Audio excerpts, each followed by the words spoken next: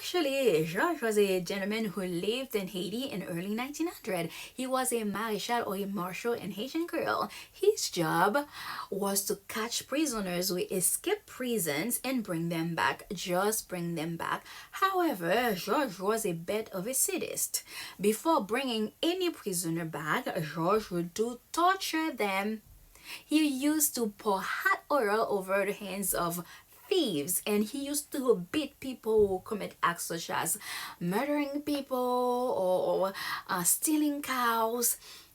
What propelled George to celebrity status is like every time he catch a prisoner, he would beat them, and while beating them, he used to ask them question, "What's my name?" And they were expecting to reply, "George."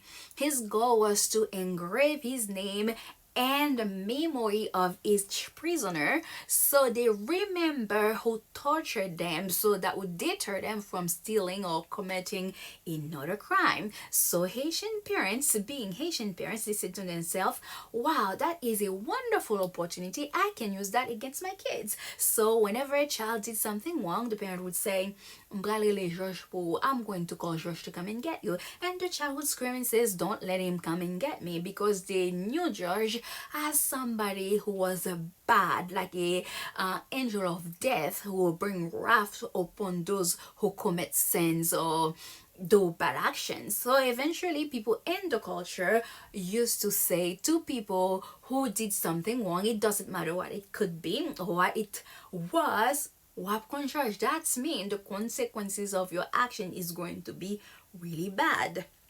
So what happened to George? Well, George passed away in 1935 in a hurricane that happened in Haiti. So, and people start using the name Wapkon George for a little while, but after that it resurfaced again. So now we've been using it since. Now you know George.